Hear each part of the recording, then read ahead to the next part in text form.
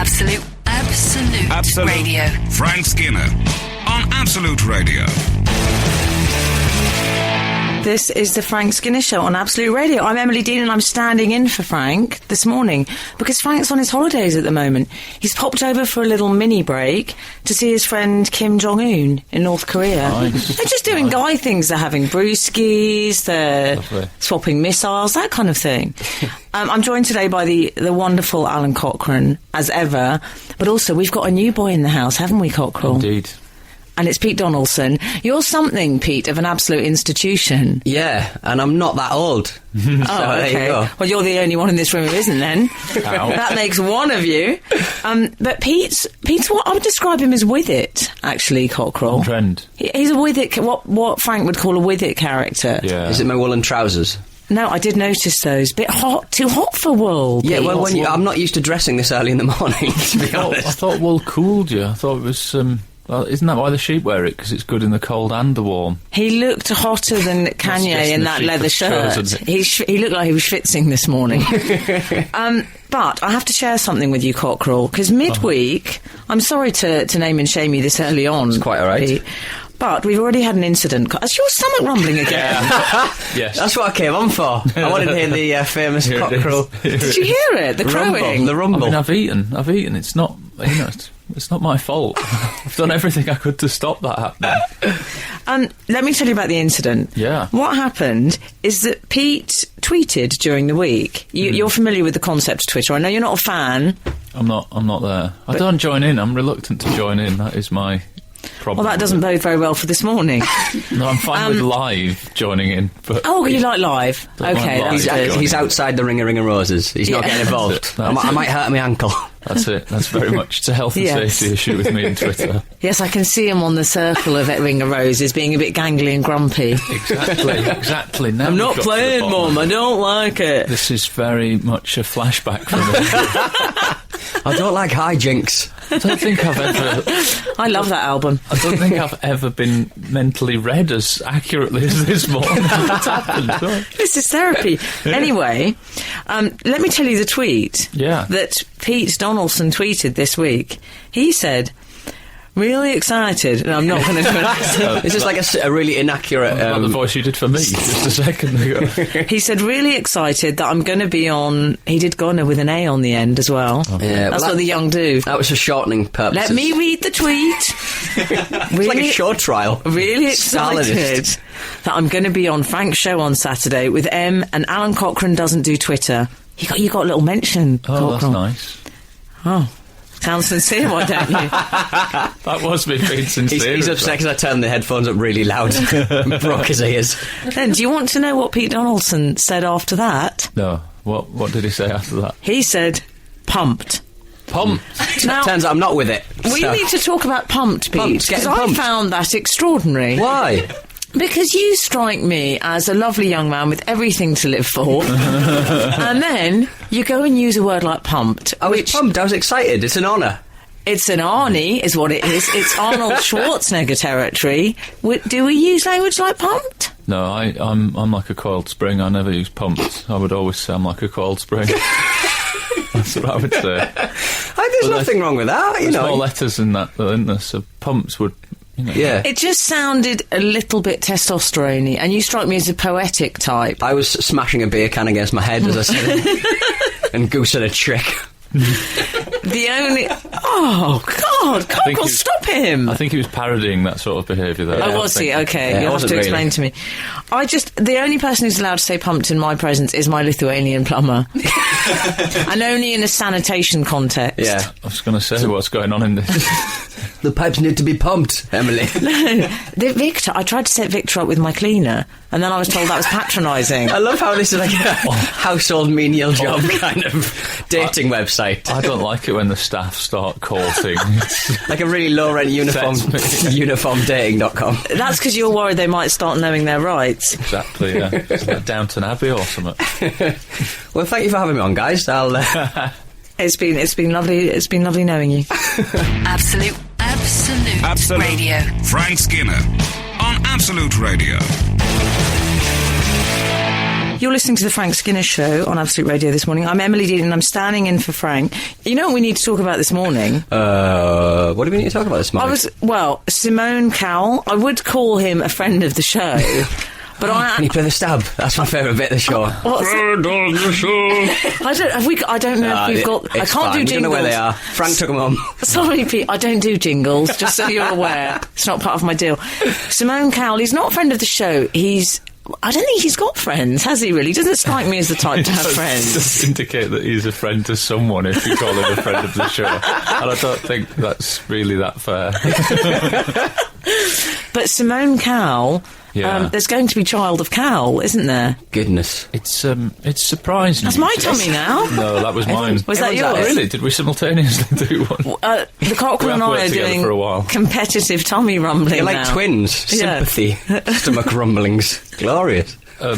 Yeah, it's big old news, isn't it? I mean, I don't know Simon himself, but... Don't you? What's wrong with you? People are surprised Everyone at has this, met him. aren't they? People are surprised at this as an outcome of his behaviour, aren't they? I mean, I'm not saying that they thought that he didn't get up to this sort of business, but they're surprised, aren't they? I would not want to... I would not want to give birth to a Cowell baby because that hair, it's like a scouring pad. Very abrasive. I tell you who wasn't happy, Sunita. Because we should say, he doesn't seem to have relationships in the traditional sense, does he? He has more, they call it the harem. Like, this is acceptable in year 2013. Oh, in the harem. I'm glad you pronounced that, because I've been reading it in the tabloids, and obviously I thought they were spelling it wrongly, because should be double E. Why is it... like the pant. Why is it spelled harem? It should be harem like the pant. He'll know about those.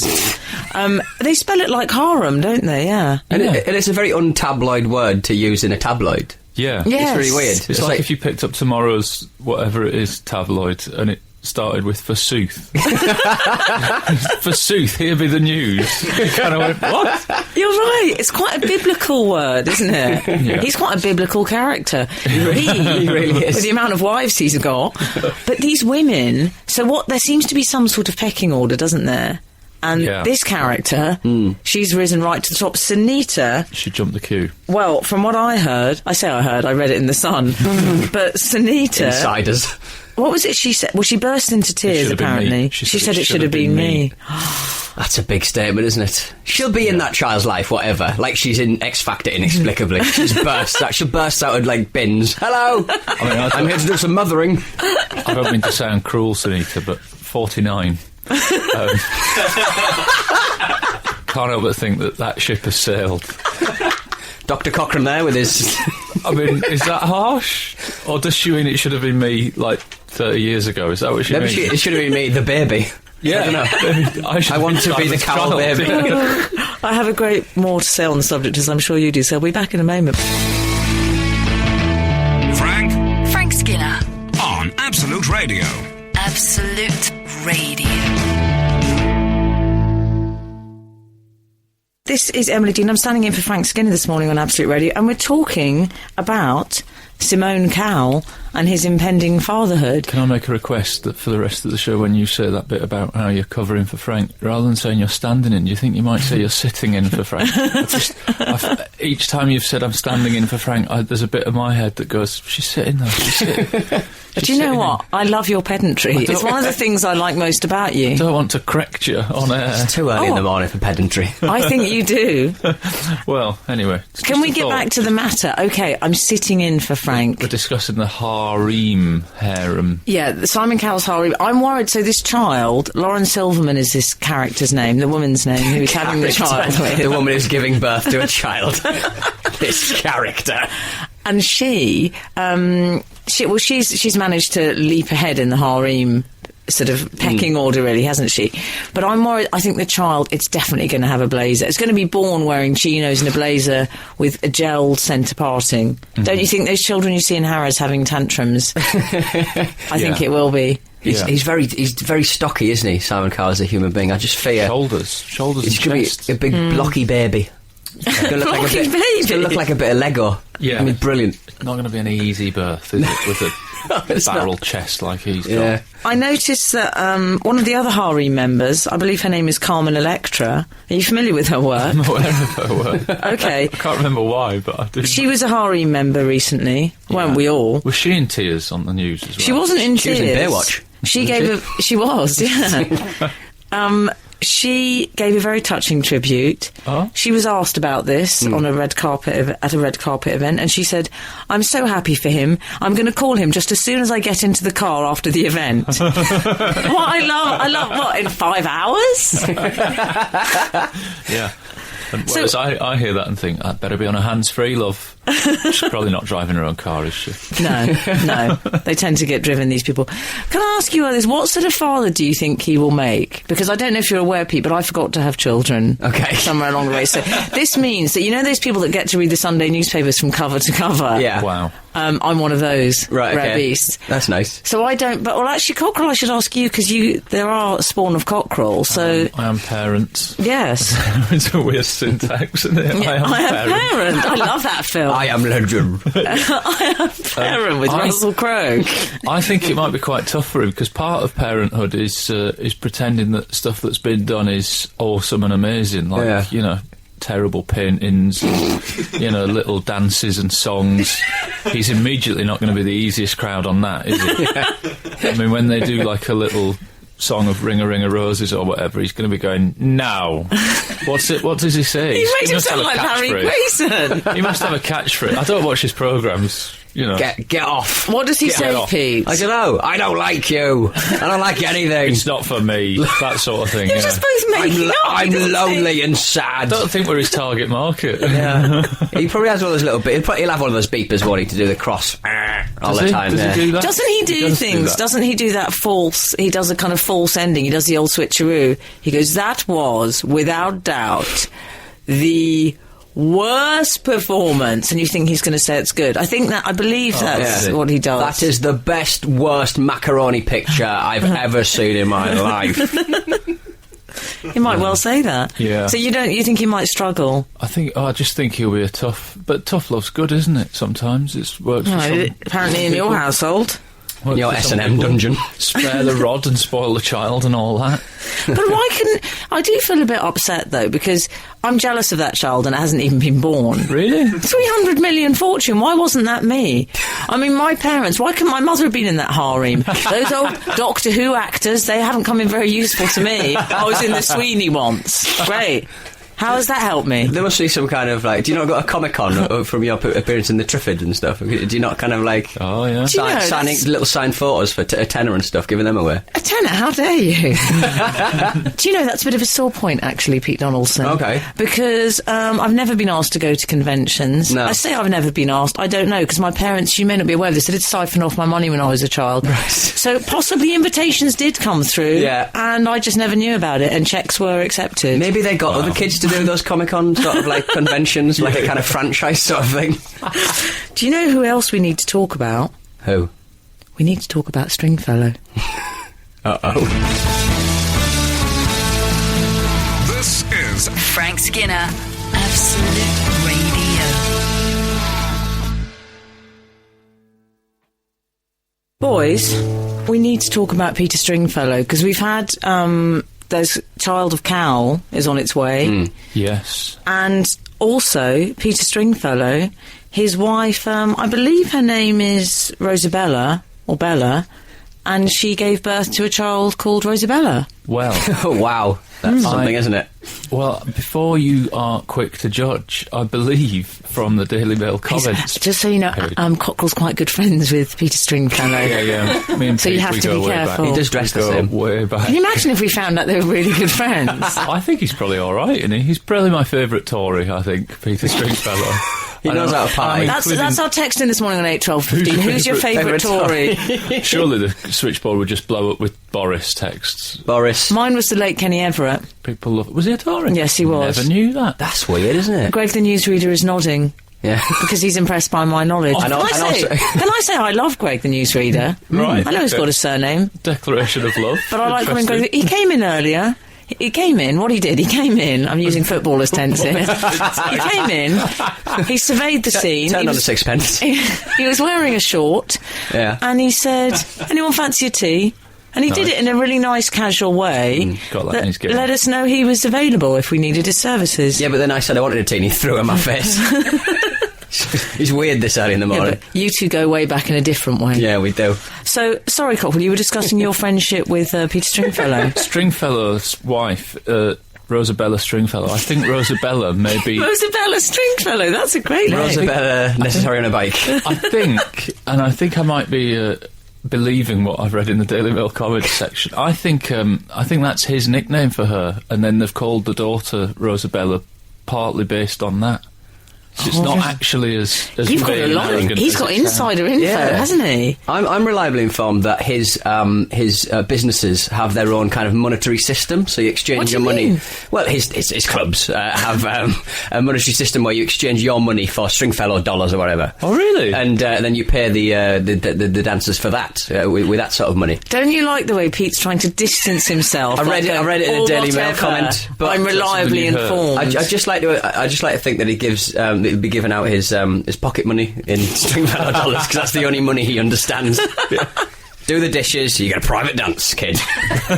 He did, in fact, we should say, he announced the birth at one of his clubs. I believe it's called Angels. Yeah. One of my favourites. That's a very auspicious start in life for that child, isn't it? Did you see who was at that club? I did. Would you care to share with us, Cockrell? Several famous guests at the bash to announce the pregnancy, including Coronation Street star Chris Quinton, Vanessa Feltz, James Whale and Nick Ferrari. Oh, goodness me. That is an episode of Celebrity Come Dine With Me. Surely that's what that is, rather than That's the Channel 5 schedule for tonight, is what that is. It's rare that I read a news column and feel more famous than it, but that's what's happened there. Just people you look at and just feel tired looking at them. Just the forgotten people of radio and television. They make me feel vibrant. I tell you what, yeah, but he'll be good with these late nights, though, because he likes a late night, Peter Stringfellow. I think he might be all right. Do you think he's all right? What do you? Can you please explain with a Peter Stringfellow defence? Why are people being mean about him on the advert, on the comment section, going, "Oh, he's too old to be a dad"? Well, not really. Like, he's got money. He seems to love the lady in question. That's nice, isn't it? It's nice. Some kids have a much worse start than that. And are there baby changing facilities in his clubs? There are now. Is there a folding out tray? There probably are for some of the more elderly guests of the club. There's probably a pile of nappies for Peter. They could just use the same table and everything. This is Frank Skinner, Absolute Radio. This is Emily Dean. I'm standing in, Cockrell, sitting in for Frank Skinner this morning. I'm joined by the Cockrell, Alan Cochrane, and Pete Donaldson. And then we have Greg Burke, the newsreader, hovering around like a sort of kindly benefactor figure in a Dickens novel in the background. Some people are sitting, some people are hovering. Yes, exactly. You can text us on 8 12 15, and you can follow us. How can you follow us, Cockrell? At Frank on the radio. Oh, I love making you say Twitter things. He hates Twitter. And yours as well. What's that? Divine Miss M? Mine's so complicated. I got mine basically sometime in the 90s or something, and I didn't realise it was going to take off to such a big degree. So it's got all weird underscore things going on. Oh, okay. It's at divine underscore miss underscore M. I joined Facebook quite early, and I thought that was going to be another Bebo or something. And then I added anyone who asked me, and I was working on a breakfast show. So now I have random people just turning up at my birthday parties. It's like, oh, who the heck are you? I've got like 1,000 friends I don't know. You're like one of those children in the Daily Mail. Yeah.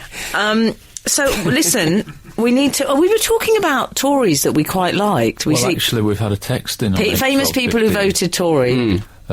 I said I thought that Peter Stringfellow was my favourite Tory, which I believe has kick-started one of our quirkier Saturday morning texts. We've had a text from 103, Steve in Salford. Leonard Rossiter, staunch Tory. Was he indeed? It's a good call, though, isn't it? I like the obscure And he was trivia something that of a people national retain. treasure as Yeah. well. I quietly Googled it because I was worried about libel, but you can't lie to the dead, it's fine. Yeah, and also I don't think it's libelous to say that somebody's of one political allegiance or another. Oh, I don't know, actually. Depends on which party, I suppose, doesn't it? Oh, that's interesting. So he was something of a national treasure, and he was very well loved. Jim Davidson, on the other hand, not so well loved. No. Yeah, but he did Arthur. offer his support to the Tories. I seem to remember seeing him at rallies. Oh, he is. He was he's at, quite a staunch Tory. He was involved up until a couple of years ago, wasn't he? Was it? Yeah. I remembered hearing Andrew Lloyd Webber say that if Labour got in, he was going to leave the country. And I thought that was a very good party political broadcast on behalf of the Labour Party. Didn't Phil Collins do that? Phil Collins did that one year as well. Did Back he? in the day. He faxed that message over, to be fair. From his home in LA. Or something, yeah. So, boys, is it time to take a wander? Yeah. I think you know where we're going to go.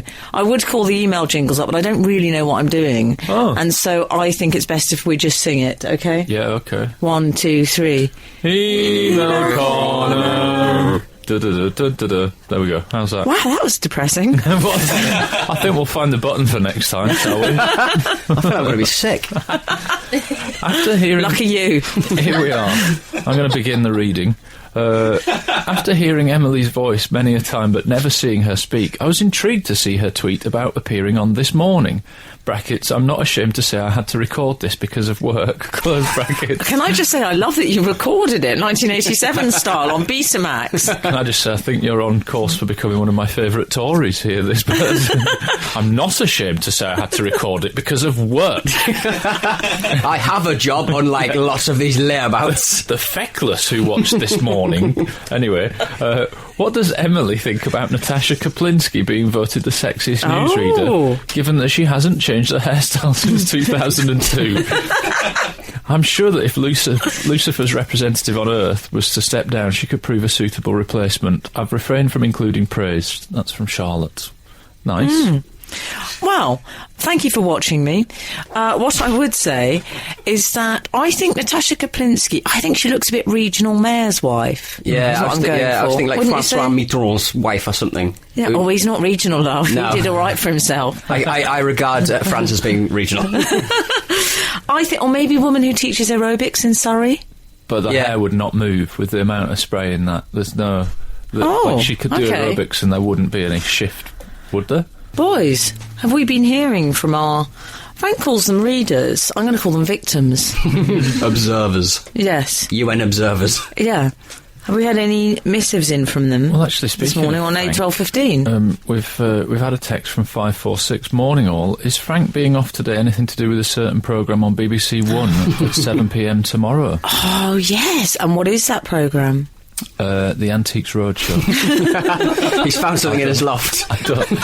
A decorative mirror. It's like the plot of Fools and Horses. He got 350 quid for that appearance. Don't knock it. He had to drive self, but he still got paid in full. I think it might be Doctor Who. Is it Doctor Who? Yes. Is it The Revelation? What? Or Daisy, the producer's nodding. Oh, what, of who the new one is? Do you know, she's still got her arms folded. She hasn't got over the fact that in that first link, I didn't do my business. Do your business, Em. There's a tension. Play a long track. No, what I was gonna say to you was that tomorrow evening is a big night for Frank. And I am suspicious as to why he's taking this week off now. I think he wanted time bedded in either section. Oh, yeah. Yeah. To get over or Tear up contracts. celebrate. Yeah. Who's it going to be then? Peter Capaldi was mentioned. Yeah, apparently he's the fave. That's a funny choice, isn't it? Yep. I don't know. I just sort of fear for people taking that job because it kind of kills your career a little bit because then you get seen as through that prism of Doctor Who, don't you? Peter Stringfellow, who so many assistants. Yeah, the dress code might change in the TARDIS a little bit. Do you know what? Oh, I'd love a bikini-clad assistant. Me too. Oh, You started it? Yes, I'd love a sonic screwdriver. So I can say that. I have 2,000 years of oppression on my side. I can say that, and it's not creepy. Do forget that. Do forget that you are so oppressed. Can you imagine being in a relationship with me? I'd bring that sort of stuff up all the time. No. Any more text or emails, boys? There's a glorious email from Wayne. I almost kind of want to put some kind of like kind of sexy music underneath this. Oh, what can we play, Daisy? Is there any sort of romantic music? I've got some here. There we go, perfect.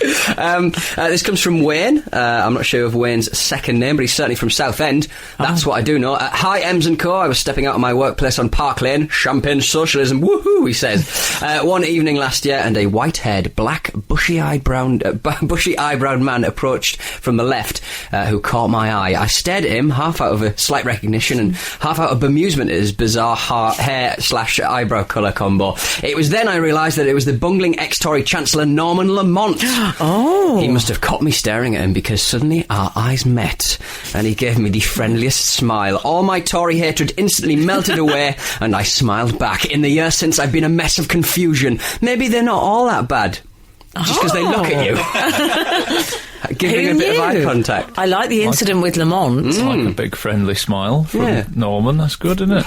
He's got a good eyebrow as well, definitely. Yeah. I bet it lit up his whole face. Yeah. Do you know, I think that could be enough. That encounter, there could be a book. Yeah, well, just chance encounters with, state leaders. I think Yeltsin would look quite nice if you just sort of saw him in the street. Oh, are you a Yeltsin fan, are you? No, I'm not. I just think that, any man who smiles at you, it's party time, isn't it? It's all right. It's fine. What about Putin? He's got it going on. Absolute Radio. Frank Skinner on Absolute Radio. This is Emily Dean, but you are actually listening to the Frank Skinner Show on Absolute Radio. It just says no Frank, because we've already decided he might have taken the time off to find out who the new Doctor Who is. Yeah, you're no.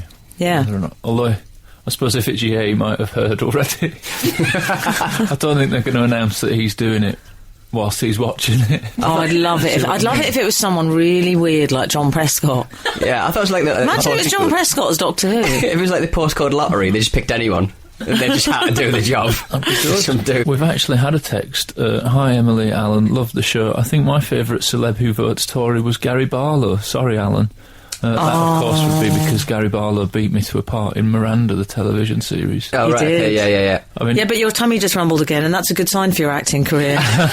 You're going to need that. Yeah. You're going to need that flat stomach. Hey, I tried to watch a clip of your television presenting career. You've been doing This Morning. I have. I put into the popular website YouTube. Oh, yeah. I put in Emily Dean on This Morning, and it came up with a clip of an American weightlifter called Emily Dean, and it said something like, Emily Dean, what's the exercise you do where you sort of stand up with weight? I don't know, because it's not me, and I wasn't doing it. It said Emily Dean deadlifting 255 pounds, which is quite a weight, let me tell you. I'd put that on This Morning. And the guy off camera's going, come on, Emily, go on, good girl. That's what he does. Let's clip that. That was Eamon Holmes. He was encouraging me. Really? Yeah.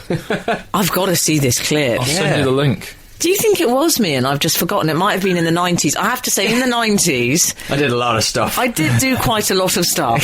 A lot of powerlifting. Yeah. Not just powerlifting, there was some other stuff. But... Makes you better at powerlifting. It's not out of the realms of possibility that might have been me. You could start in the kitchen, make your 50 eggs for the morning, eat them, and then head over and do some That's deadlifting. what they eat. Because are you aware that I went away with the world's strongest men? Went away? Yes. Yes, I remember this. Yes, I do, yeah. I didn't go to prison. Did a spell in prison with the world's strongest men. Some went away with the world's strongest men. That's what you said. I was in... Some people go away with the fairies. Everyone goes away with the world's strongest men. I was in Malta with the world's strongest men, and they used to set their alarms to have Mars bars. Not that I was in their room. This sounds terrible. Wow. They told me that they set their alarms. That's how I was aware, to eat Mars bars so they could have their calorific intake. Oh, right, okay. Yeah. Oh, and one of them broke a toilet seat. Over his head? No. Is this a show of strength? Just by sitting on it. Okay. And his girlfriend was saying, it's terrible, it happens all the time. Really? I mean, once we were sitting in a bar and he just broke the chair when he sat on it. We had to leave. Just a man being forced to go out in the garden to do his business. Goodness. And that's bad as well, because you know those like little invisible cracks that some toilet seats get, and they pinch you. Oh, it's not a nice feeling, is it? But particularly not if you've got an enormous physique. Yeah. One way around that is to pay to use the toilet, Alan. Something that I'm sure you won't feel entirely comfortable with. Absolute Radio. Frank Skinner on Absolute Radio.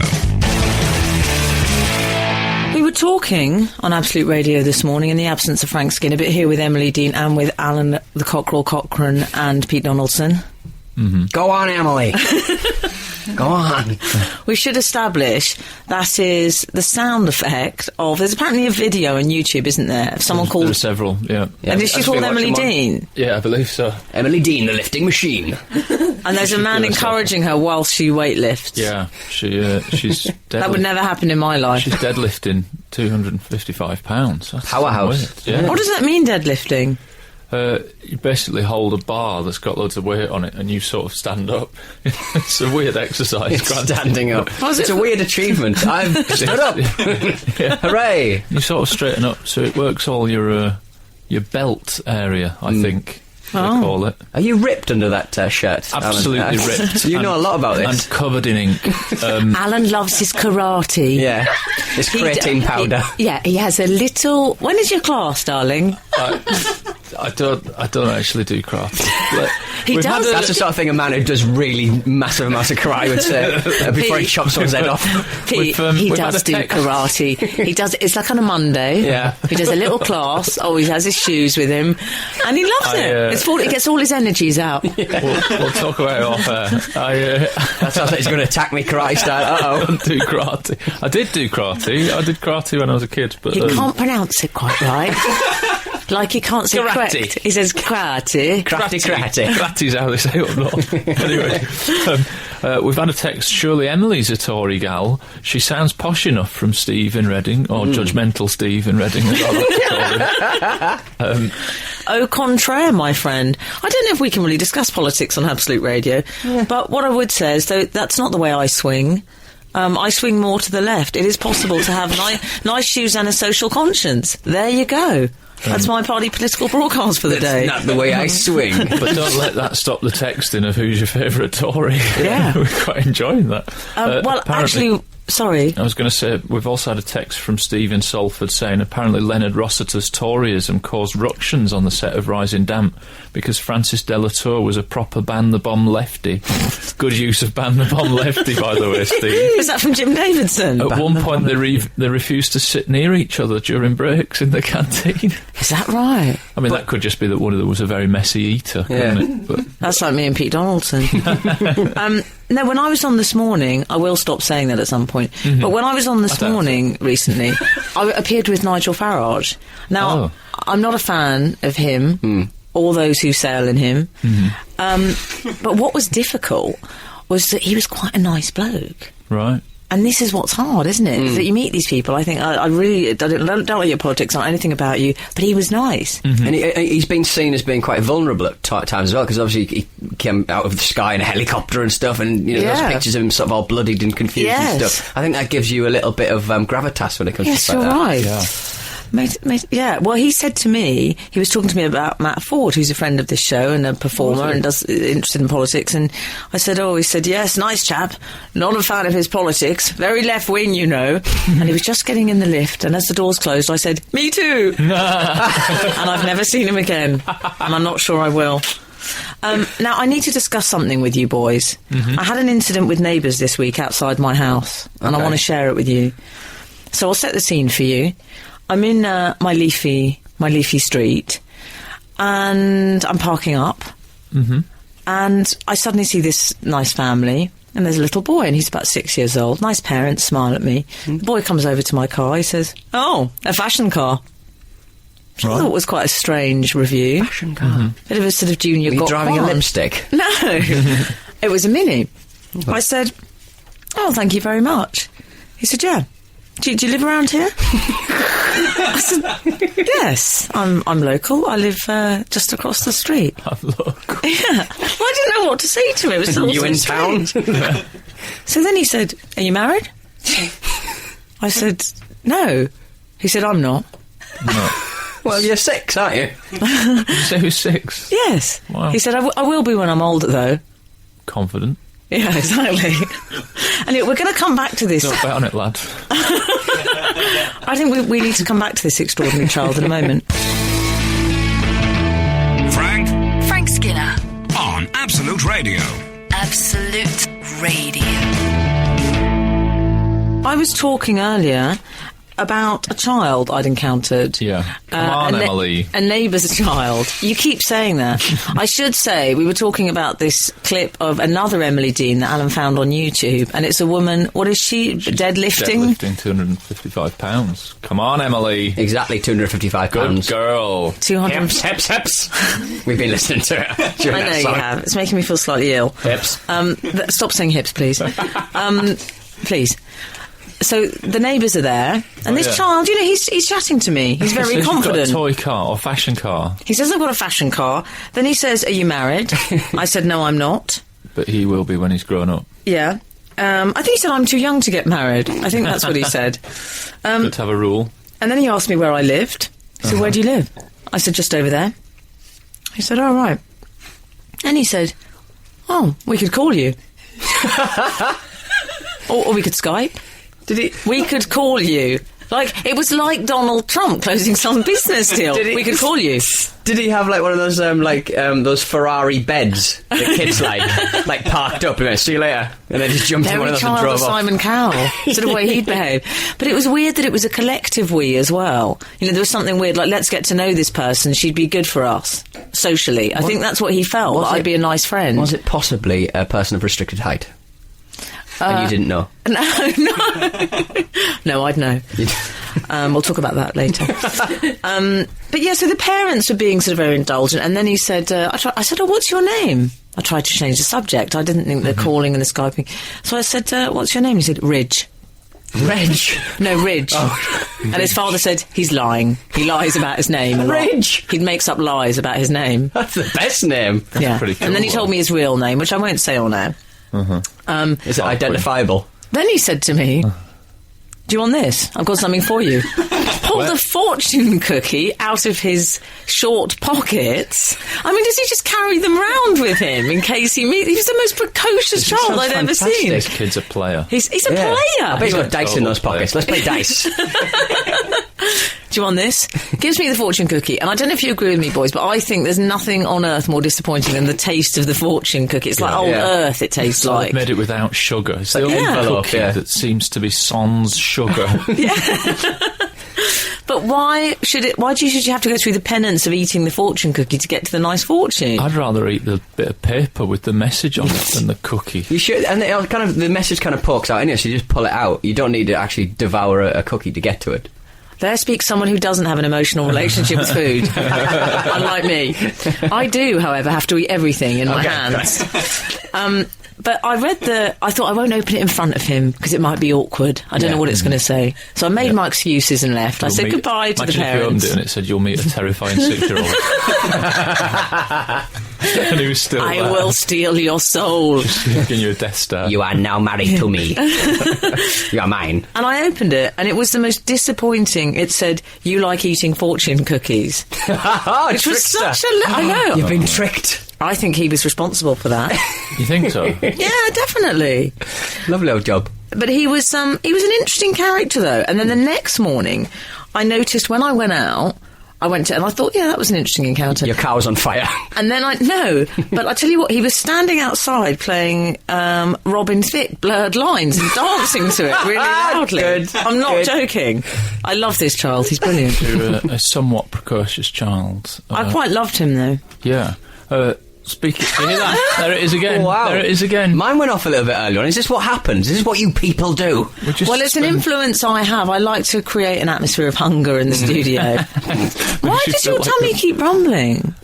I don't know, because I've eaten. I mean, I've had 2 Weetabix, 3 slices of toast with peanut butter on it, and I've just recently eaten a chocolate digestive. Thanks for that. It is. Any questions you had regarding Alan's calorific intake have all been cleared up. And the 50 Mars bars. Text in with what you've eaten by 9:34 today. I mean, that seems like quite a lot. I shouldn't then have a tummy rumble. Anyway. Yeah, but look at you. I am. Yep. You've got a fast metabolism. I'm a big unit. It's all those deadlifts. Come on, Emily. Anyway, from perhaps one precocious child to another, we've got a bit of royal baby update. As I think you may know, it's in the common knowledge that Kate and William asked for donations to charity instead of presents, which I think is nice, but they also know that everybody's going to ignore that, don't they? Yeah. And that they're still going to be sweeping away presents from the front door. But it's come out now what certain people have sent. He's only a week old, but the royal baby has already been bombarded with gifts from Britain's party leaders. Nick Clegg disclosed his present on his radio phone-in, and they sent, what was it, like a Spanish knitted blanket made by nuns.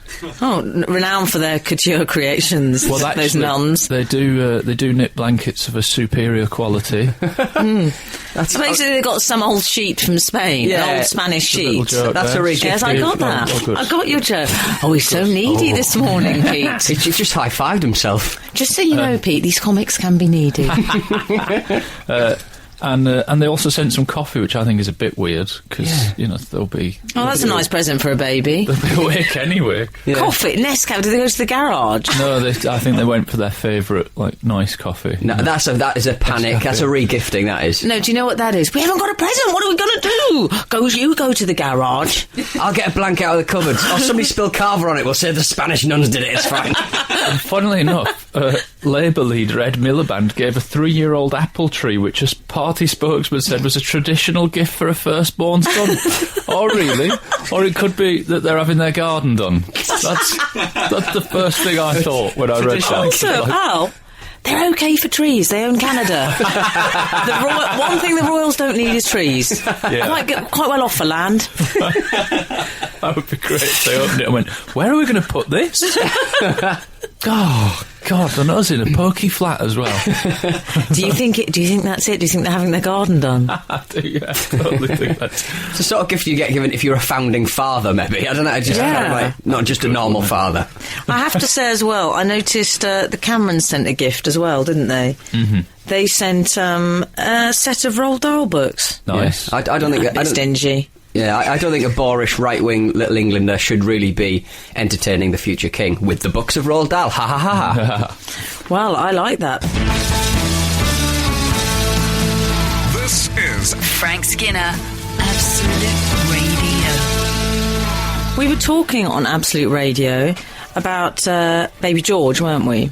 Yes, indeed. And just on the subject of that precocious child that you met in the street, who may or may not be precocious, we did have a text. I think we can safely say he is. I think it's one of life's certainties that he was pretty precocious. He's a performer. Can we call you? I was putting in that caveat as a little safety net should you bump into his family in the street, given that you live near him. Yeah, but Cockerell, I don't say that as a criticism. Oh, yeah. His precociousness to me...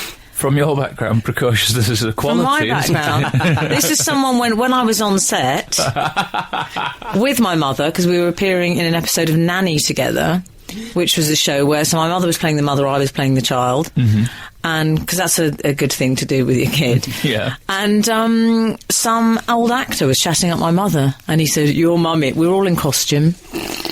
1930s. I had a little straw boater on. Nice. He said, "Your mummy's very lovely," in the catering truck. I said, "My mummy's very married." Did you? Yes. Lovely. Nice. Oh, good yeah. answer. You've got some amazing stories from your home. My dad once brought a crab home from his job at the chemical works that he found. And he cooked it in a pot and it screamed. There's my kind of stories. I like that. I happen to love that story. I've had a text from Mike from Watford. Emily, I saw a child having his shoelaces done up by his dad. His friend was with him. This is a friend of the child, I'm assuming. And his friend said, "This generation can't even tie their shoelaces." I also noticed that the boy's friend was wearing Velcro shoes. I just love the Velcro shoes bit. Like, he's sort of going, like, he's having a go at his friend, but he's wearing Velcro shoes himself because he can't tie his shoelaces either. He's a self-aware character. Oh, dear. Yes, I should say, I obviously don't want this to become children say the funniest things, because if Frank was listening, I think he might stick his head in the oven if he thought I was taking the show in that direction. But it's not that. It's precocious children. I'm specific. Those that have been here before, slightly Dalai Lama children. All before their time. I tell you who's one of those. Ezra Baddiel. Is that right? David Baddiel's son, yeah. Nice. I mean, he's an extraordinary child. He's amazing. But he said to me at a party recently, we were just, riffing, shooting the breeze, and I told him to play a trick on one of the guests there. And he turned around to me and he said, "Look, I don't even know the guy." I thought it was a good played response. squash once. Well, there's a slight further development on the old royal baby, which is what's the child going to call its step-gran? Yeah, it's a bit awkward. Camilla. Lady can't just call her Camilla, can it? And she's apparently revealed that rather than being called Gran, her grandchildren call her Gaga. Which is kind of fun, isn't it? Yeah. Is she a lady? Does that count as a lady? Lady Camilla? Lady Camilla is a lady. I'm not sure Gaga She's not a lady. is. Lady Gaga. I don't think she is part of the royal family or the establishment. Yes, that's what my nieces call my mother. I think that's a good name. Gaga? Yeah. Oh, really? Yeah. Oh, that's nice. I think my mother didn't want Granny. It sounded a bit old. You know what actresses are like. But I think that's a very kind of landed classes kind of thing to do. Is we it? were very straight on Nana. Were you Nana? That's right. We didn't have Nana, we had Nan. Stern. Oh, really? Didn't like the Spanish. Stern. My granny on my mum's side is nicknamed Granny Mammy because my mum's...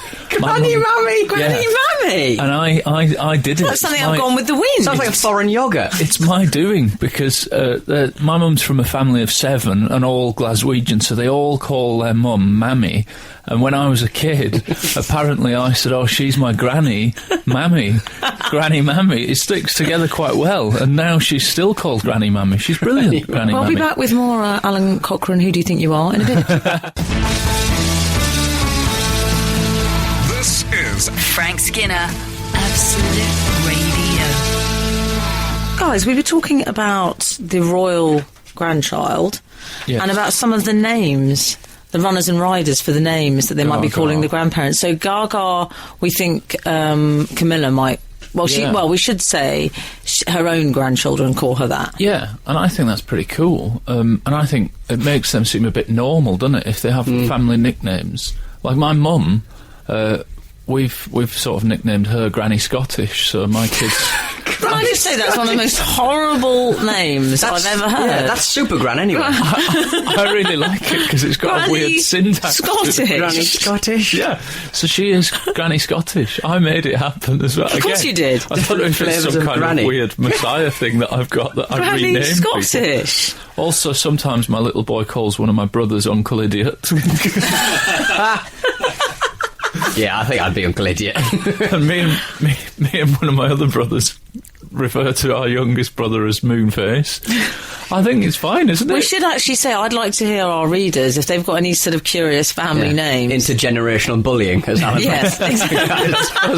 I think it's They done should with a text certain in. amount of affection. Oh, look, I'm trying to do the housekeeping and they won't let me. They won't have it. They should text in, and what should they text in on, Pete Donaldson? Text it on 81215, silly. Oh, I thought you were going to say a phone. Or phone us, Yeah. Uncle Idiot, if you're listening. He'll We be had asleep. in my family... He's too stupid to be up by now. He doesn't know what day and night is. Oh, Uncle Idiot. Fell asleep in the shed again. I like it. It's like a sitcom, isn't it? And at the end of it, there's always, "Oh, Uncle Idiot." Do you know, I don't know if you're familiar with this, Pete, but I have a rather complicated family life. So I had 5 grandfathers on my maternal side. There was a glorious picture on Facebook with Yes. one of your... One of my grandfathers. That was my Nigerian grandfather. Nigerian grandfather. The Michael Jackson song that never happened. That was Grandpappy Bio. Grandpappy Bio? Yes. What do you mean? Because he's That's what- biotic? I don't No, that was his name. Oh, right, okay. Bit racist, Pete. I thought that was a silly name you gave him. No, it was a silly name his parents gave him. But yeah, so that was a bit. But then when the last partner my grandmother had was a 23-year-old guy called Fritz that she met on the tube. So I'm not sure how that would have panned out, Granddaddy Fritz. Not quite sure how I would have felt about that. Sounds like a wartime euphemism. Well, Yeah. Granddaddy Fritz won't like that one. Oh, the Archers. Absolute Radio. Frank Skinner on Absolute Radio. So I just fell off my chair then, right into the microphone. That was a good start. My name's Emily Dean. I'm sitting in for Frank Skinner this morning on Absolute Radio. He's on his holidays, by the way. There's nothing sinister. Mm-hmm. I already established he's gone to stay with his friend Kim Jong-un in North Korea. Those guys. You can text us in on 81215 or you can follow us on Twitter at Frank on the Radio. This morning I'm joined by Alan Cochrane as ever and Pete Donaldson. Emergency loan signing. I'm Ali Dyer. Got a Bosman. Oh, I like his football references. Hey. Find it quite alluring, really. We've set up a Saturday morning texting. I think we've moved away from who's your favourite Tory. Which is a shame, because that was working for me. It's a shame. Who was our favourite celebrity Tory, we were saying? Disraeli. Man's Disraeli.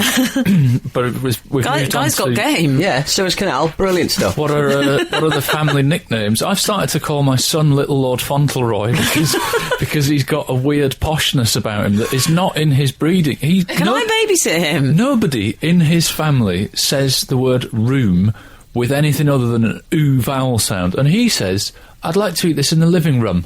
And you go, what? How's this happened? And his little sister is like a little cave girl who, like, in the back garden just takes all the clothes off and wears a nappy and runs around like, rah! With twigs in her hair and stuff. So we've started to call her Princess Crazy. So we've got Little Lord Fauntleroy and Princess Crazy. But people have nicknames. You know what you're going to have to get for him is a tailor, like Stephen Fry had when he was I had a tailor as well. That's a real sign of poshness. I told an anecdote once without realising, and I went, it was my tailor. I went, your tailor? The relatable Emily Taylor. Keeping it real. But we've had some good nicknames in 643. Our nephews call my husband Uncle Monster. Yeah, he does run a cockfighting ring though, so he is a monster. I nicknamed my dad G Diddy when my niece was born. Now all the grandkids call him G Diddy. G Diddy is a good granddad name. That's good, yeah. That's great. We call my mum Nanny Wee Wees, following a conversation where my mum was worried her grandchildren wouldn't want to see her and would say Nanny's weird and smells like wee. Wow. I would say follow the sports science advice there, Nanny, and only worry about things you can affect. That's very good advice, life advice. You can really deal with the wee smell. It's not a nice thing to be called either. It's not very dignified, Nanny woman wee of her age. Well, people would think it was related to a particular incident, I think. Well, I suspect it is, but let's leave it there. I don't buy that part of the story. This is going to sound like I'm reading this as me, but it is a genuine text. My mum is Scottish and mental. She wants us. Okay, thanks for letting us know. Hang on, it's not finished. It's not finished. There's more. There's proof. She wants our son. Granny's Scottish. She wants our son to call her Yaya, which apparently is Greek for granny. There is no Greek connection in our family. Oh God! My dad, who is also Scottish, is known as Nonno Lorenzo. My husband's mum is known as Nanny Wales or Granny Dragon. Granny Dragon's great, isn't it? I still like Nonno Lorenzo. So wasn't he in Dynasty or something? What is that based on? All of these stories will be related in a few years' time to like a helper or some kind of like therapist. Just kind of totally. Call her Nana Lorenzo. Oh God. My gran was called Cross Grandma, not because she was cross, but because she lived across the road. Quite confusing for everybody. I love it. Yeah. I had, my godchildren, I should say, they call me Auntie Pooh. I should say, that's as in Pooh Bear, Daisy, don't get worried. With an H? Auntie Pooh. How it's spelt is none of your concern. Well, but they call me Auntie Pooh. Sitting down rather than standing up. It's quite important to the story. Well, it's also important when you're in a swimming pool and they shout your name. Nanny Pooh! Yeah. Suddenly loads of room in the shallow end. I don't know what's going on here. Alan Cochrane. Yes. I'd like to talk to you about a couple of things. I understand you've had a bit of a cycling incident this week. I've had quite the week. What's happened? Well, me and the other Cockerells, Mrs. Cockerell, Princess Crazy and Little Lord Fauntleroy, we went on... it's the school holidays, so we're kind of... I don't know, I've just been reading the paper from cover to cover without incident. How lovely. But we've been doing Let's Do things. So we went... I live in Manchester, Pete, and we went to Manchester Velodrome to have a look at it, just because it's an amazing thing, and it's like it's where the British cycling is based. So we're having a look around. And round being the operative word, I imagine. Exactly, yeah. And we're sort of going, wow, this is amazing. Some people are practising on the velodrome. And just basically having a mooch. We're trying to basically get Little Lord Fauntleroy excited about cycling. Careful of that cloak of his. and the breeches. And the mop Keep of your curly spats hair. out of the spokes. So we're there, and I I had gone. We hadn't really planned it, and I'd just gone. I was wearing short comedy festival like 6 years ago. I hadn't showered. I was surprised that some people were starting to look. I'm sure I've seen him. You can see people's faces when they're. And I'm thinking, they now know that I'm the guy that wears a free T-shirt that he gets given.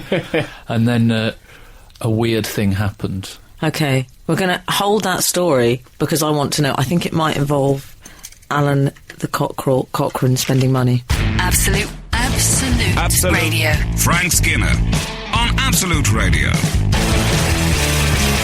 Cochrane left us on something of a cliffhanger. I did, and I'm going to delay the execution somewhat. The gratification. We've just had a text in. Nana Wee Wee's is a true story. Call her if you don't believe us, and then the full phone number of Nana Wee Wee's. We're not going to do that. We're not in the business of verifying stories on the radio. No. Verifying grandmothers. Exactly. So anyway, this chap walks up to me. Isn't that what Wayne Rooney did? Sorry. I'm feeling a bit Stig of the Dump in the Manchester velodrome, a bit sweaty and I'm just like I would be in the garden. I'm in that get-up. Where are Fauntleroy and Princess Crazy at this moment? They're with me, and we're on the steps sort of walking down from the velodrome, and this chap walks up, and Mrs. Cockrell's there too. This chap walks up to me and said, do you know you look a lot like Alan Cochrane? Wow. Got recognised, right? It happens now and again. I've seen it happen. It happens occasionally, and this chap, I said, yeah, I do know that. And he said, unless you are him, and give me a fixed stare. He went a bit Jacques. And I said, yeah, I am.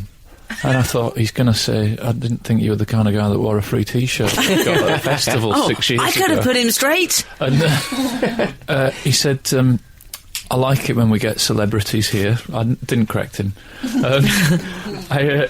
He said, I like them to have a ride on the velodrome. Oh my God! You look straight in your eyes. Disgusting he said, piece of work. I run this place, and I booked you in. I thought it was you. I saw you earlier. I booked you in on the 5 p.m. session, and I know you're tall, so I've put a bike aside for a tall person.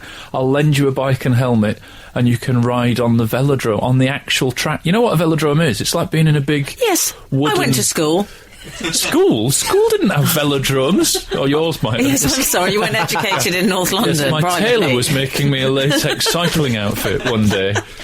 It's a bit, for the listenership... No, we didn't do that. We did lacrosse, though. It's a bit like a massive wooden... like a designer heels fruit bowl or something. The velodrome. And you cycle around post-Olympics, I think they're more familiar. It's like, I call it Wall of Death. Yes, very because Wall of Death. Because you have to go around almost at a... Now, as a person who's not particularly great with joining in or bravery, imagine how I felt about cycling the Wall of Death on a bicycle that does not have brakes. They don't have brakes, these bikes. And not only that, like, they're a different mechanism for cycling, so if you stop moving your feet, the bike stops moving. That's how those track bikes work. Is that right? So they gave us quite a stern warning. Don't stop pedalling, because the bike will stop. When you say us, they didn't encourage little Lord Fauntleroy. No, there was a gang of people. A gang of people? Yeah, well, a velodrome gang. I got pushed into a class, essentially. It's like the Warriors. It's a 5 o'clock class. Suddenly I turn up and there's all these people that have been on a list to do their velodrome cycle. What sort of list? They wanted no one wants to be on. List. These people had paid £12 to do this, so you've got to look at the bright side. It's a saving. Yeah, but this is the worst thing that's ever happened to you in your whole life. Well, I have to say, I didn't take to it very well because I've not got the natural bravery. They were saying things like you have to look up at the sort of boards where the adverts are. Don't look at the floor or out because you'll fall off the wall. Like you're riding alongside a wall. And then they did it where I had to watch this woman who was an expert, and I had to ride round her, and she sort of talked me into doing it, and like get speed up, squeeze your legs on the corners, and I did it. I rode around the velodrome. Did you? Yeah, it's brilliant. Loads Do you know, of fun. I'm happy for you, but I have to say, I'm still really uncomfortable about the gang. Frank Skinner on Absolute Radio. Absolute Radio. That link started with Pete Donaldson yawning. I'm not usually up this early. That's the professional. Yeah, he's a bit loose. Sounded like one of those. He's a bit loose. I was pumped. I was getting pumped. I thought we got over pumped. talking of pump, we were talking about cycling. Oh, very good. There we go. It all links, doesn't it? It does. And you were telling us about your incident in the velodrome. Yeah, it's good fun. Seems like you did okay. I think I did okay, yeah. I think you have to accelerate towards a bendy wall, essentially. Can I ask you, why do they do this thing? Along. You know, when you see them racing, these cyclist people, yeah. Why do they keep looking over their shoulder in some creepy way? Like, you know, when they start a race, why don't they just take off? They're kind of sizing each other up. It's all gone a bit cruising. I don't like it when they do that. I think they're looking at their posteriors and thinking, Is that what gosh, they're my doing? posterior's muscular because of all the working out I do. Could be that. Yeah, it could be they're checking out their own glutes. Come on, Emily. Checking out whether they've still got their mud guard attached. Hips. Are you a cyclist, Pete? God, no. My only experience with cycling is my dad used to put me on his crossbar pretty much throughout until I was about 15, I think. That can't be the case, but he certainly used to put me on his crossbar. Was that your school run? No, yeah, pretty much. No, no headgear, no nothing. So my only sort of experiences with cycling is not actually sitting on the seat, sitting on the crossbar. Like my feet dangling into the spokes. That's so dangerous, isn't it? You have actually sat on the seat at some point, though. Surely you can ride a bike. I can, probably, yeah. Well, no, don't sound shocked. I can't really. I'm not very good at it. I mean, what happened? There was cycling. My parents never, you know, I was away on location acting most of the time. And my parents, there was a cycling proficiency. This is honestly true. Rospa. And I remember it was the next day, and I said, and we were up late, we had a dinner party the night before. And I was a bit tired. I'd been up with the adults. And my mum said, oh, you don't want to do that, darling. I'll call in sick for you. So she just rang up and called in sick. And you know, I've never had to ride a bike since. Wow. I mean, luckily no parts called for it, because that would have been a problem. Yeah. You never forget. It's probably still on your dinner party. Oh, I do often forget the dinner parties that I've had. That's the problem. At least you know how to use your forks. Thank you. Have we had any texts? Oh, have we? There have been I some believe we beauties. have. My favourite one comes from my husband Tim's nan had her toes amputated and was referred to as Nanny Poor Feet, which is just lovely, I think. Teresa did that. And also my niece called my mother Nanny Abby after our dead dog, and our other nan, Nanny Smoke. I think you can tell why. I think that one nanny cremated the dog. Can I just say, I love the idea of Nanny Smoke. Basically, yeah. Yeah, nice. My niece. Do you think that's what Kerry Katona's grandchildren will call her? Nanny Iceland.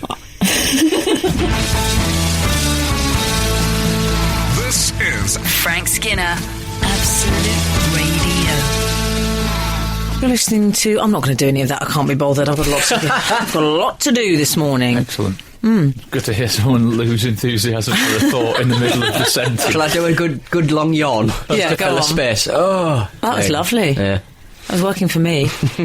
Have we had any information through? That sounded a bit prisoner-like, but any information through from the outside world? Data, yeah. Listener data. Data. Frank calls it data. Frank calls it data and albino, he says. I say albino. Do you? Oh, is that not right? You two should get together. Dearie me. Hi, Frank, the Cockerel and Emily. I'm a fan of the show who's a regular sleepwalker. My latest escapade taking place last Saturday night. As I live in a third-floor flat during the current heat wave, I've taken to putting string with attached bells across my open windows to wake me should I venture too close. I'd like to offer the lovely but doubting Emily the chance to join me on an eve to see firsthand a sleepwalk take place. Oh, I'm aware this offer does sound a bit creepy, yeah. But my offer is genuine and not some sort of crafty night move for a night move. Yours, Chris, 32, Tufnell Park, North London. He's got it all. He's got the punning. He's got the 32. He's got the third floor apartment. Yeah. I mean, Tufnell Park's on a hill. If you fall out the window, you're rolling. Yeah. You're rolling all the way to Archway or Holloway Road or something. Oh, do you know what? I might take him up on that. Yeah? Really? You believe that? Or are you just... No, I don't believe it, but I might take him up Don't on believe it. it for a second. I didn't say I believed it. Good for you. I just said I might take him up. I'm up all night to get lucky. Up all night to get sleepwalky. I once sleepwalked into a girl's bed. Whatever. Completely by accident. Where I was staying in a strike friend's... me as that type. What, the sex pervert, yeah. But you Your told me Honour. something earlier which was something of a revolting revelation. What was that? We'll discuss it later. You It was could the lambast me frequent... later. I'll tell you what You are it a was. sleepwalker. No, I was clearly at one point, but I don't anymore. I'm a big sleep talker. But I sleepwalked into a girl's bed, and her bedroom was the same place that my bedroom was at home. And I stayed at a friend's house, and I woke up in the middle of the night and basically got into bed with her. And she only knew I was there because I was pushing her head into the wall with my arm.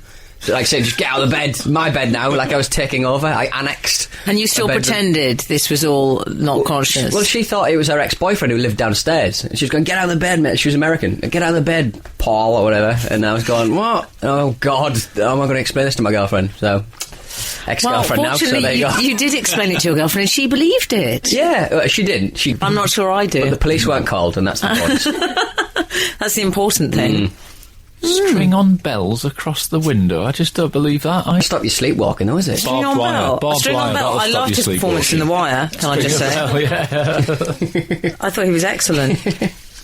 Have we had any more texts or emails? Yes, we have an email here. Hello all, long-time reader, first-time writer. Just wanted to say that nobody will be listening to you in North Korea. This is based on Frank's recent obsession with North Korea. Oh, he loves...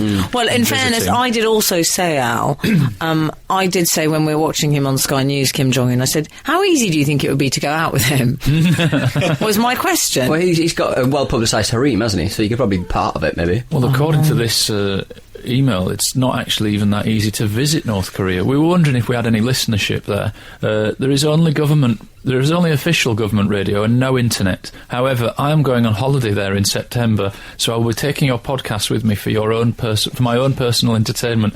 They only allow around 2,000 visitors per year, but I can assure you that you will be heard in North Korea in September, possibly for the first time ever. That is all. I worry about the 2,000 visitor statistic. How many of those get return tickets? That's what I want. I actually looked at getting into North Korea last year because I thought that'd be a really cool sort of place to visit. But they only have state airlines flying into there, and they've got a terrible safety record. I'm not getting involved. This is Frank Skinner, Absolute Radio. We've got Pete Donaldson in the studio this morning. I feel like we've yet got to know him. I don't. Getting to know you, getting to know all about you. That's a lovely bit of singing, wow. I didn't know you had it in you. Clip that. Yeah, got it. It's quite. You could play sort of Daddy Warbucks in Annie. You know what? I can ride track bikes around velodromes, and I can sing songs from the musical shows. I've really changed in the last week. Yeah. What's happened to me? But yeah, we need to know more about Pete, don't we? Yeah. Surely. What's the 411, Pete? What's that mean? What's the 411? I don't know what that means. Yeah. The skinny on me is I'm a happy-go-lucky guy. Yeah. I know. You me too. I'm a real ray of sunshine. Yeah. You know, I sometimes wear trousers, you know. Wool trousers. Wool and things, I'm quite happy-go-lucky, but this week I've been getting a little bit down. But a little bit down for weird reasons. I was up at my mum and dad's house over the weekend, last weekend. Where's that? Is that in the Hartlepool area? That's in the Hartlepool area. Lovely. That's correct. Well spotted. And I saw my mum's iron, my mum's old iron. Any old iron.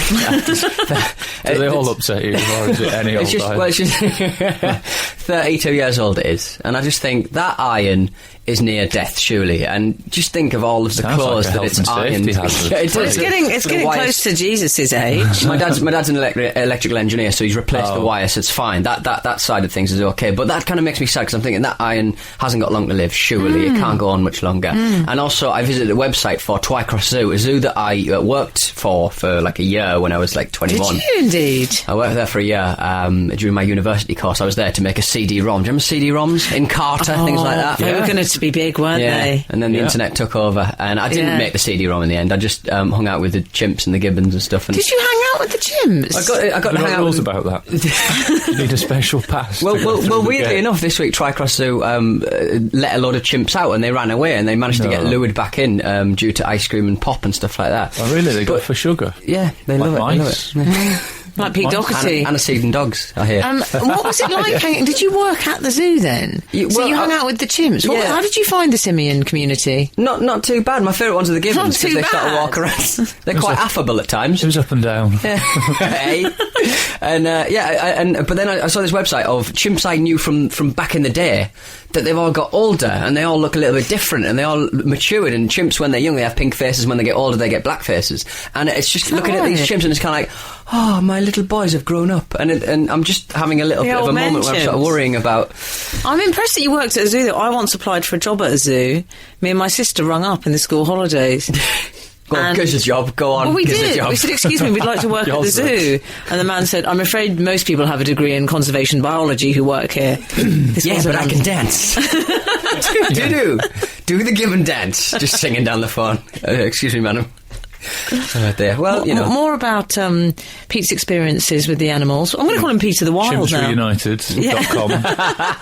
I'm worried that I pushed the wrong knob. I don't know what I did. Is that all right, Daisy? I did something strange. I think it's all right. Okay. It looks like what we would have called a graphic equaliser in the 80s. I feel bad that I cleared my throat so audibly at the start of that. It might have been one of the most chaotic beginnings to a link in modern history. Well, why don't we try and tidy it up? I have an email. You know, we were talking last week about people mispronouncing words, like I do with the word correct. I seem to delete the first vowel. And then there was also the moment when the cockerel, and Frank's never let it go. Yeah. The cockerel said... was it Descartes? Yes, he said Descartes. Yeah. But to be fair, we evened it out because I did call that breed of dog Weimaraner instead of Weimaraner or something. No, it's the other way around. I still don't know how to pronounce it. And you know what? However, I'm still doing okay. Dear Frank, Emily and Alan, sorry. Long-time reader, first-time writer. I've been meaning to write to you regarding mispronunciations, as I feel that you will particularly enjoy this one. Confident.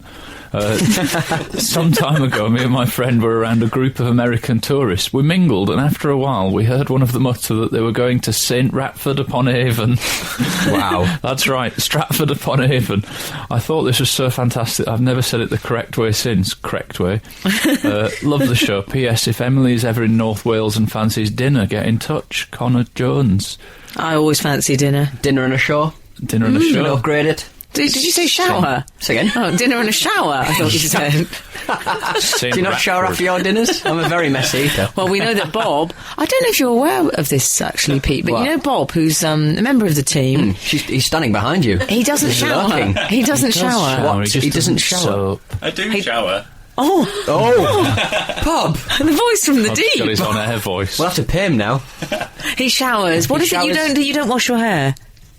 I don't use shampoo or shower gel or any of... Well, there you go. Any of the above. So. He doesn't. But your hair's quite cool. It's cool hair. What do you put in it? All right, you two. Calm down. Come here. Can I say I like St. Ratford? St. Ratford-upon-Avon, I enjoy. My Australian godfather, he calls it Coventry Gardens. He once got on a bus and he went, Coventry Gardens, please, driver. I'm confused with what that's referring to. Covent Garden. Coventry Gardens, driver. But you know what? I'm going to forgive him because he's so rich. It's okay. Yeah. It's worth forgiving for that. We live in the same part of London now. Our tube station is probably... Don't reveal. Okay. I have fans. Okay. Oh, well, I don't really know how to get past this then. All right. So you can reveal our tube station. Okay. Highgate. But the woman on the tube says Highgate. Like it's the sort of thing Ken from Street Fighter 2 might say before he does a punch. Highgate. On that bombshell, you've revealed my area. Sorry. I expect to see that. I've enjoyed today so much with my boys. Thank you for having me. But in the moment, all for me to say is goodbye and be seeing you. Go on, Em. Absolute Radio. Frank Skinner on Absolute Radio.